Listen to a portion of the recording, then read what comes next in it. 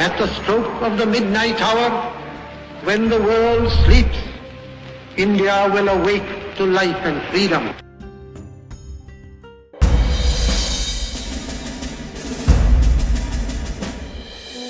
भारतीय स्वतंत्रता संग्राम के महानायक और भारत के राष्ट्रपिता महात्मा गांधी, जिन्होंने सत्य अहिंसा के बल पर अंग्रेजों के दांत खट्टे कर भारत को आजाद कराने में अहम भूमिका निभाई, जिनकी यादें आज भी हरदा शहर के एक परिवार से जुड़ी हुई हैं।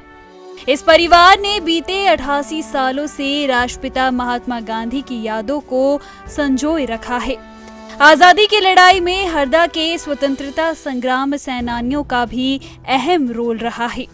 यही वजह रही कि गांधी जी के हरदा आगमन के दौरान शहर के नागरिकों ने उन्हें रुपयों से भरी एक थैली भेंट की, जिसमें 1633 रुपए 15 आने एकत्रित किए गए थे।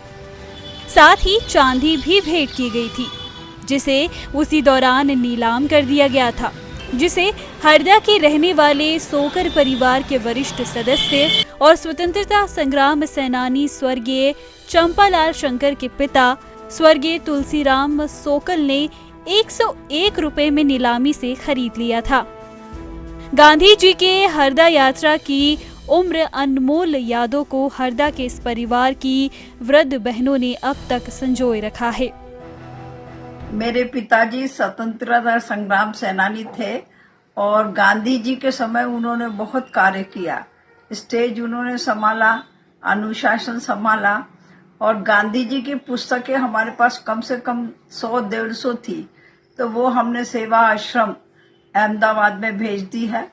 चरखा था मेरे पिताजी का, रोज सूत काटते थे, वो भी चरखा हमने अहमदाबाद भेज दिया है। और आज भी हम गांधी जी की याद में रोमांचित हो जाते हैं। उस समय जो गांधी जी आए थे, हमारी उम्र तो छोटी थी, पर पिताजी से सब बातें सुनते थे, दादाजी से सुनते थे।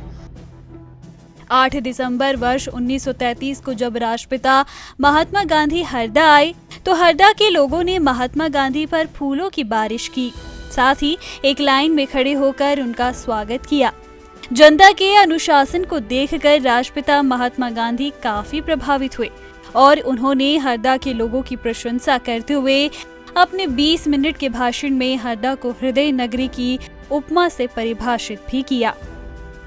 और जो उस समय रुपया इकट्ठा हुआ था, तो चांदी की ट्रे नीलाम हुई थी, तो मेरे दादाजी ने वो ट्रे खरीद ली थी और वो भी आज हमारे पास उनकी याद में रखी हुई है। हमेशा वो जो भी लोग आते हैं उनको बता देते हैं, देखते हैं।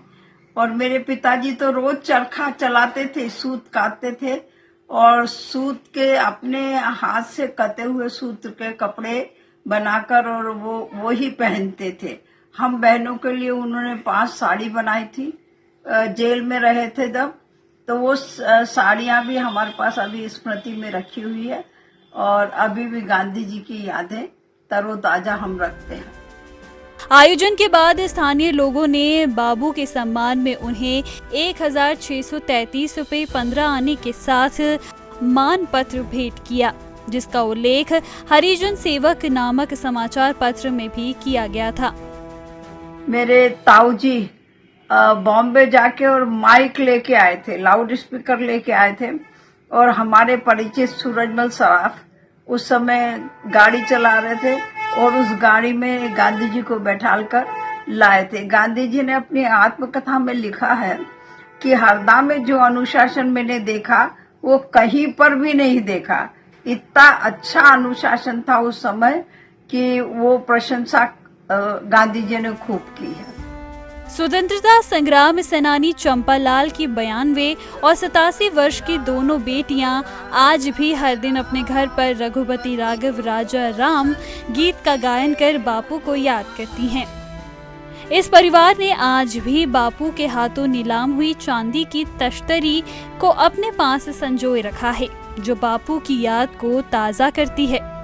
सरला सोकल बताती हैं कि उनके पास करीब 1000 से अधिक पुस्तकें भी थीं और उन्हें एक चरखा भी था जो उनके पिताजी भारत की आज़ादी से पहले चलाया करते थे, जिसे उन्होंने पुणे साबरमती आश्रम अहमदाबाद में भेंट कर दी है, जो आज भी उस आश्रम के संग्रहालय में मौजूद है।